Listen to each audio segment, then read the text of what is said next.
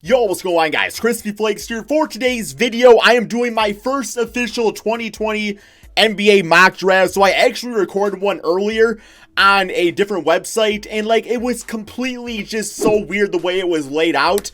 Because like you had like the best available players to go by. And for example, like Obi Toppin's name was not even popping up till like the 18th pick in the draft. So I mean, I'm going back to overreliable NBA 2K20 because I know the roster creators on here do a great job of actually putting together realistic rookies and just the ratings and everything. So I do know that that's going to be pretty damn realistic. So yeah, guys, as far as the draft order goes, it's based off of the continued simulation of NBA 2K and kind of like where teams are based off right now. Now, keep in mind, just because you have the worst record does not always mean now you are going to get the best pick in the draft because, of course, they have taken away the tanking aspect to some extent for NBA teams. So this is the draft order that the 2K went up with, and I felt, it was probably like the best way of doing it is just using that because nobody really knows who's going to get the top pick in the draft. Just like last year, nobody really expected the Pelicans to get the number one pick. So it's kind of cool, man, like being able to look at things differently. But let's go ahead and get going on this. In this case, though, the Golden State Warriors do have the first pick in the draft. And in my own opinion, guys, I think the only way to go is James Wiseman. You look at the rest of the team out there, of course, with Steph Curry, Klay Thompson coming back next season completely healthy. Those guys have never played with an extremely dominating center. They've always played, like Andrew Bogut, Kevon Looney, Willie Cauley-Stein. So James Wiseman with the Splash Brothers could actually prove to be extremely, extremely deadly. Now, at the same time, I wouldn't be surprised if they trade away the draft pick, but that's not really the point to do in a mock draft, right? So in this case, I would have them taking James Wiseman. Anthony Edwards doesn't really make much sense to anybody like that. So yeah, definitely good with this right here. Okay. Next up, we got the Washington Wizards. So it's one of those cases where maybe going best available is the way to go. At the same time, though, it's like this team does need a lot of defensive help. So you look at some of the guys available towards the top. You got Devin Vassell right here, who is a 6'6" shooting guard. 3-and-D style of player. Now, that's the thing, though. It's like, if I was the Washington Wizards, I might actually consider trading down and getting a player like that. But in this case, if you have that second pick in the draft, you got to go best available when you are a team like them. And I'm thinking you're probably looking at Anthony Edwards. So, listed as a shooting guard, can also play the small forward position. Then, of course, you're looking at a lineup of John Wall, Bradley Beal, Anthony Edwards. Offensively, that can be extremely, extremely deadly. Then, of course, you got Rui Hachimura at the 4 spot, Maurice Wagner / Thomas Bryant at the 5. So, yes, Anthony Edwards is what I'm going with. Or really, if you want to, you can get out of John Wall and Bradley Beal's contract, trade both those guys away. Then you have a nice building block with Anthony Edwards and Rui going forward. So yeah, Anthony Edwards, it's got to be the choice in this case, though, right, guys? Like, there's not really any other way to look at it. Alrighty, next up, we are going to have, I believe, was it the Atlanta Hawks? Yes, the Atlanta Hawks are listed with the third pick in the draft. So I'm looking at Obi Toppin, being a 6'9" power forward. The thing, though, is that they already have John Collins. They already have DeAndre Hunter on the team. John Collins at the center spot doesn't make much sense, especially since they have Clint Capella for a few seasons. Really the only player I could consider them going with. I mean, I guess if you want to try out the Trae Young / LaMelo Ball backcourt, you can consider that. But I think Denny right here is actually the way to go. And I really like the irony behind it, because Denny's player comparison, the way he goes out, is getting comparisons to Luka Doncic. And the fact of the matter is that the Atlanta Hawks did trade away Luka to get Trae Young. I mean, obviously Luka's the better player, but Trae Young, made that trade not look so bad with the way he's been playing. So wouldn't it be so ironically funny if they drafted Denny and he ended up being the next Luka Doncic? In my opinion, that's kind of far reaching because, of course, for every one Luka, there's a million busts out there. But Denny could be the real deal. I've seen some footage of him. Listed at 6'8", so I mean, you could go with him as the starting small forward, starting shooting guard. Maybe DeAndre Hunter eventually moves to the bench. You don't really know, but I think it definitely makes the most sense. So, Denny, welcome to the team here, man. Okay. Next up, we have the Charlotte Hornets. And yet again, it's like I look towards, maybe like an Obi Toppin. But the thing about Obi is that they already have They already have PJ Washington, who is a phenomenal stretch four out there. OB at the 3 spot, I don't know if I absolutely love it or not, man. Now, it feels weird not taking him quite yet because I think he's that type of player. Same with LaMelo Ball. Like, LaMelo Ball is another guy that just player fit-wise doesn't really make much sense with his team. When I look at the Charlotte Hornets, what they absolutely need is a center. And there's one guy that's kind of, I think, has really good potential. He's out of USC, Onyeka Okongwu. Now, this guy actually did play with LaMelo Ball. He played at Chino Hills, I believe it was, too. So, yeah, what this gives you is just, like, something to actually just look at and, you know, just have it not be Cody Zeller. You look at Cody Zeller, Zeller's fine. He's a fine center, but that's all you really get. With this guy right here, man, you get really good potential. If he can be an inside force, maybe like an Amari Stoudemire type of player, you combine that with Devontae Graham and Terry Rozier, and there you go, man. Then, of course, I'll still look at the potential of Miles Bridges. You still got PJ Washington. I think really it's the next best rated center, in my opinion, is Onyeka right here. So we're going to go with it. Might be a little bit of a reach, but once again, it's based off of player needs and just kind of where these teams are drafting at. All right, next up, we do have the Detroit Pistons, of course, my favorite team. And when it comes to the Detroit Pistons, they do need a point guard, guys. Now, if assuming LaMelo Ball's not there, which, you know, if LaMelo Ball is there, obviously you take him. I think he's the best rated point guard this entire draft. Also, another guy I really like is Tyrese Halliburton. So mine would be, you know, Tyrese would be number 2. My number 1 choice, assuming that LaMelo Ball's not there. But we are going to go with LaMelo Ball. It's just, you know, it got to the point where a team actually needed a point guard, that being the Detroit Pistons. LaMelo Ball's there. That's what you got to take in this mock draft, right? That's what you got to take in this mock draft. Next up, we have the New York Knicks. Another team that really needs a point guard. They need a lot of things, though, guys. And if I'm the New York Knicks, I'm not screwing this one up. I know they got a lot of front court players, but the thing about that is that a lot of those front court players are on one-year deals. A guy like Julius Randle could get traded away, or you run up at the center spot. Right now, they got Taj Gibson's Mitchell Robinson rotation. I think in this case, you can't let Obi Toppin slip any further, bro. I think the Knicks would be ecstatic to have a guy like that. It's definitely going talent over positional need. But I think OB with Mitchell Robinson, RJ Barrett, like that right there going forward, that's a nice big 3 to kind of build around. Then maybe eventually you can go off and just get yourself a veteran point guard. Maybe you sign a Fred VanVleet. But yeah, Obi Toppin going to the New York Knicks. It had to happen at this point, right, guys? It had to happen at this point. All right, next up we are going to be looking at the Cleveland Cavaliers. So they have gone point guard the past 2 seasons. Not going with another point guard, right, man? What they definitely need is the small forward position. Here we got Isaac Okoro, extremely athletic player, a guy that's going to give you some much needed defense out there. Now looking, I guess we'll go ahead and look at the rest of the rankings right, just to kind of see where guys are looking at. Of course, you still got Cole Anthony. They don't really need another point guard, though. Jaden McDaniels, good offensive guy. But no, I think Isaac Okoro is probably the best way to go. Maybe if you want to go with Precious Achiuwa, he's more of a athletic combo type of guy out there. But the reason I like Isaac is assuming, you know, they don't go out and maybe they don't want to trade Kevin Love away. Maybe they re-sign Andre Drummond. Isaac's somebody that can instantly start on this team. Right now they got Jetty Osman. And with Isaac, you know, a team that does kind of struggle defensively with the smaller backcourt like that, this man's going to instantly go in there and try to help fix some of those problems. So Isaac Okoro to the Cleveland Cavaliers. All right, next we do have the Chicago Bulls.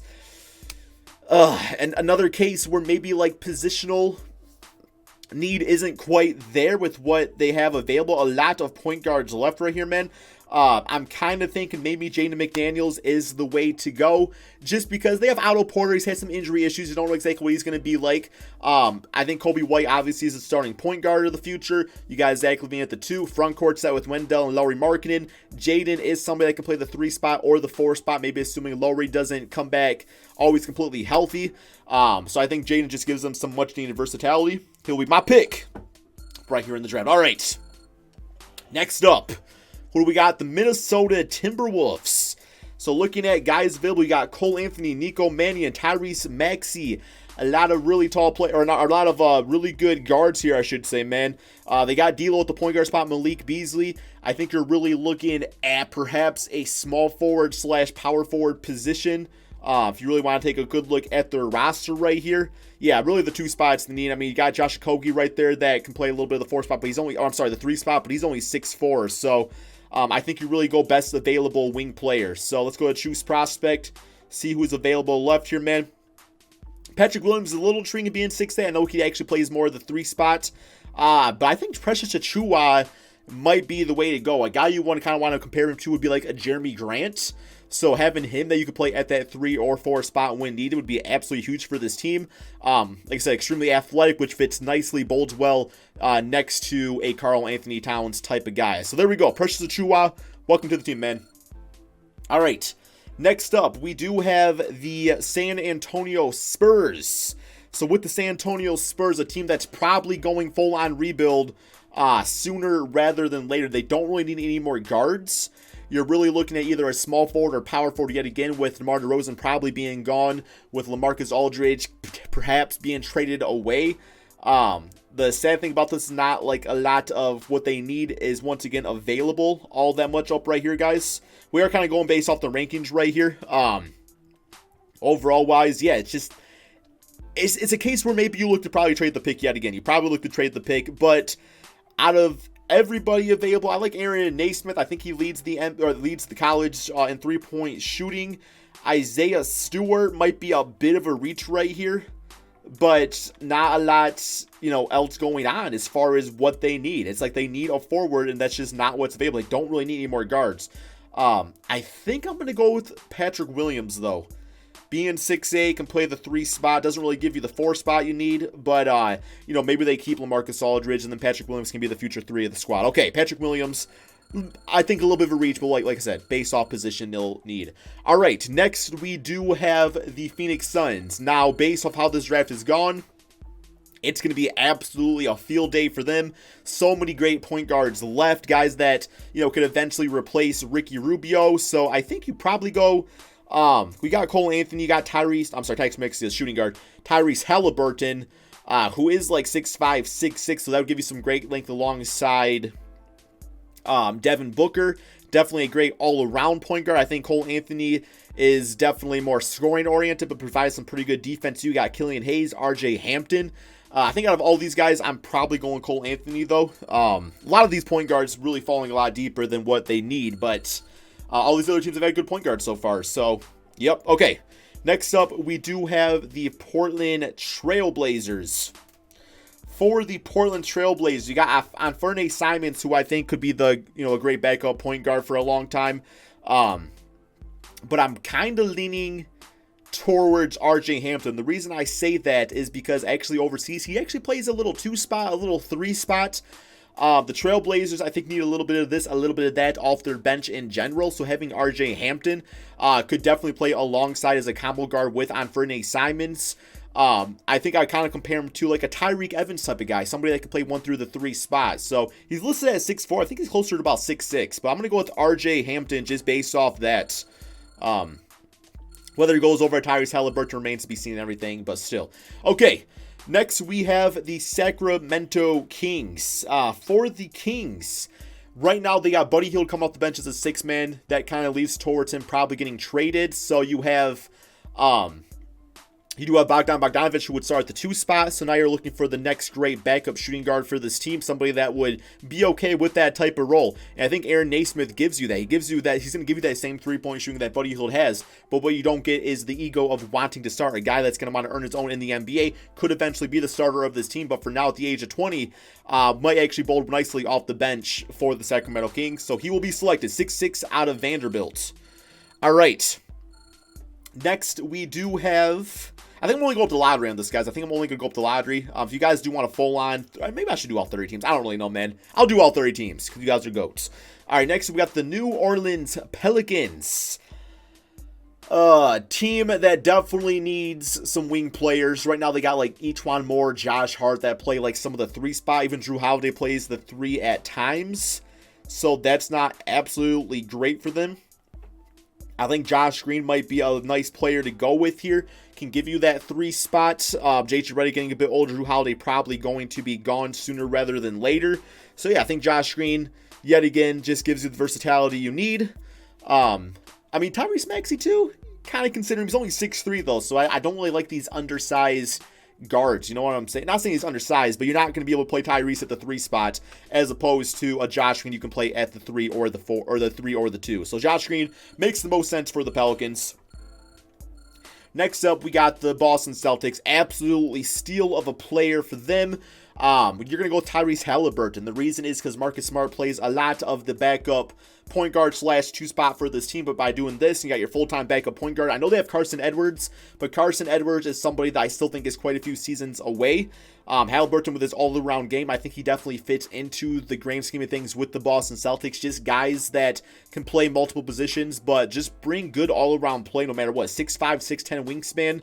Absolutely fantastic player to get. All right, next we got the Orlando Magic, another team that needs a backup point guard. So you got Nico Mannion, that can provide some pretty good offense right there. You got Tyrese Maxey at the shooting guard spot. You got Killian Hayes. Really, it's going to come down between Killian Hayes and Nico Mannion. Now, Killian, I would say, is definitely more Markelle Fultz type of point guard. So you don't really need that already having him on the team. You want a guy that can play that backup spot, or maybe even at times play alongside Markelle Fultz, who I do think is the future point guard of this team. But, yeah, where's my one guy at? This dude, yeah, Trey Jones. I like him quite a bit, man, but he's really ranked low in this draft, so we're not going to go with him. But he's like a 17 point per game scorer that I think could have been a nice backup point guard. But yeah, right now they got Michael Carter-Williams. DJ Augustine, who's getting older. I think Nico Mannion is probably the way to go. I think he is definitely the way to go as somebody that could play alongside Markelle Fultz at times and back up the spot and just give you a different type of point guard. Or if Markelle doesn't work out, well, you have Nico, that can be a full-time starter if needed. Next, we have the Minnesota Timberwolves. We went with power forward before. So I'm thinking now, because Malik Beasley probably starting shooting guard of the future. Point guard wise, who do they got for a backup point guard? One sec. Who do they got for a backup point guard? Because they got D'Lo starting. Do they really have one? Not really. Not that I'm seeing here listed. Yeah, man. So I think backup point guard is going to be the way to go behind D'Lo. I'm going to go ahead and go with, where's he at? Yeah, Killian Hayes. He is 6'5", the 6'8" wingspan, inside score, mid-range scoring, playmaking. Looks like his specialties out there. Another guy that I think could start at point, or could play alongside Malik Beasley at times, play alongside D'Lo, however you want to do so. So yeah, okay, Killian Hayes. Next, we have the Milwaukee Bucks. Milwaukee Bucks. Tyrese Maxey is who we're going with. The reason I say so is because Dante DiVincenzo is the future starting shooting guard of that team. Besides that, they have Wesley Matthews, Kyle Korver, both guys that are way too old. They're not going to be along for that much longer. Maybe not so much Wesley Matthews, but I know he's injury prone and stuff like that. He's just not the player he once was. But no, I think Tyrese Maxey instantly becomes the new backup 3-and-D type of player on this team. I like him a lot. Tyrese Maxey. Probably went a little bit too late in this draft, but that's what happens when you have positional needs out there. All right, next we do have the Utah Jazz. Looking at who is available. I'm thinking Theo Maledon is the way to go because right now Donovan Mitchell plays a lot of the point guard roles of this team, but he's definitely more of a shooting guard. But with Theo Maledon, you get a guy that, next year you go into the season with Mike Conley despite his struggles, but Theo could be mentored by him. Then eventually, assuming he pans out, which they're due for one, hopefully no more Dante Exum situations. You get a guy that can be the future starting point guard of the team. Good playmaker, take it to the basket, 6'9" wingspan. Yeah, could be great alongside Donovan Mitchell. I like him. There we go. Theo Maledon, another guy that might have went a little too late in this draft, but it's all good. I know there's probably somebody I'm forgetting that people are like, yo, Crispy, I have not drafted this guy yet. All right, we got a lot of good players left, though. We have the Brooklyn Nets up next. And I think of this team, and I think of a team that definitely needs a power forward. I don't know if Isaiah Stewart is really the way to go. He's definitely more of a traditional type of power forward. Very nice defensive guy. Look at that, man. I know these are probably not realistic stats, but it's kind of based off of what they do, in college and stuff like that. I just don't know if he's the answer for the starting power forward of this team. I'm kind of leaning more forwards like a Devin Vassell right here, 3-and-D type of guy. The reason I say so is just because Joe Harris, I think he's a free agent after this season, so he might not be back or might ask for a little bit too much money being a three-point specialist. Karis LeVert, he's very injury-prone type of guy. With Devin Vassell, you just get a good insurance policy with him. So Devin Vassell, the next pick in the draft. Okay. Next up, we do have the Dallas Mavericks, and I think this is actually a good opportunity to maybe beef up their big guys a little bit by going with Isaiah Stewart. He's somebody that definitely could play the center or power forward spot. I think he'd be very nice playing alongside Kristaps Porzingis. So, because Porzingis can obviously space the floor. So, yeah, Isaiah Stewart, your time has come. Welcome to the team. Not a lottery pick, but, you know, still still a nice little payday right there. All right. I didn't see what team was next. Okay, the Denver Nuggets. A team that has just so much great depth as is. It's like you might just go best available with them. A lot of centers, but they got like Bol in the works right now, so they don't really need somebody like that. I'm thinking maybe like a Robert Woodard would be a nice guy to go with. You got Aaron Henry, 3-and-D type of guy right there. Cassius Winston. Yeah, what's 2K rank? Is that like how like, what's this? Big board rank. You know, McCurr Maker. There we go, man. Let's take him. Let's take him. No, looking at overalls and stuff like that too is always a good indicator on here. But man, it's just like they don't really need any of this. They got so much good talent. I think I'm gonna go with Robert. They lost Malik Beasley over the trade away, I guess I should say. So can't go wrong with 3D players. Can never have enough of those. At least in your system. Good to go. There we go, man. All right. Next up, we do have the OKC Thunder. I think of that team, and instantly I think of maybe them needing a small forward. We got Zedek Bey right there, another 3-and-D type of player, 6'8", 7'1" wingspan. The reason I'm going to consider him, man, yo, look at that efficiency, 44% from 3. Not a great field goal percentage, but his defense off the charts. But the reason you go with a guy like this is just because I don't think Terrence Ferguson's it. You know, Terrence Ferguson, I can see him being a solid bench player maybe going forward, but that's about it. So this just gives you hopefully a new opportunity. Him alongside Shai Gilgeous going forward could be nice. So I'll give you some really good length. So there you go. I mean, I guess maybe you could go on with the backup center because Steven Adams, we don't really know if he's going to be with the OKC Thunder long term, but I didn't really like any of the guys that were available there anyway. Next, we do have the Miami Heat. So this is the case where maybe you want to look at a guy that can play alongside Bam, and I instantly think of Zeke right here. Definitely more of a traditional type of center, but defensively, man, like him with Bam could be absolutely amazing. You got Alexei Pakavich right here, who is a stretch 5. That could be interesting, but the reason I don't really want to stretch 5 all that much, for one, they already had Kelly Olynyk, Myers Leonard on the team. But I mean, I think Bam eventually is going to extend his range out a lot farther. So, you know, by having this, a really good guy that's not really, that can kind of like play on the inside, Bam play on the outside, could kind of work out for their favor. And I think, like I said, defensively, the team's going to be great. So, next up, we got the Boston Celtics. I believe I went point guard with them before. Now is going to be a good opportunity to go with Alexej right here. 7', 7'4" wingspan, stretch big out there. With him, you know, you get a little bit more offense as opposed to what a Daniel Tyson will give you or a Robert Williams. I think that will allow you to maybe kind of work on this guy and let Enes Kanter walk away. So, yeah, seems like a good valued pick, you know, went a little bit after what his ranking was. Next, we do have, I didn't see what it was, man. We got the OKC Thunder again with another pick right here. So we just went small forward. I think it's a good opportunity to probably go with best center available. So you got Vernon Carey or you got McCurr Maker. McCurr definitely gives you a different type of center than what Steven Adams is. So that could be interesting to kind of consider. You got Aaron Henry. Eventually, if you want to maybe move, well, Shai will eventually be the starting point guard. And then, of course, you got Chris Paul, who will eventually, you know, just re-sign somewhere else or get traded away. So it comes down to center or shooting guard. I think I'm going to go with McCurr Maker, though. Just Steven Adams, I don't know if he's there long term. I think it's a safer bet to have a guy kind of working things up there. Or really, I mean, Dennis Schroeder's been so great that maybe eventually he becomes a starting point guard and Shai just stays at shooting guard where he's been kind of flourishing as a player. All right. Next, we got the New York Knicks again.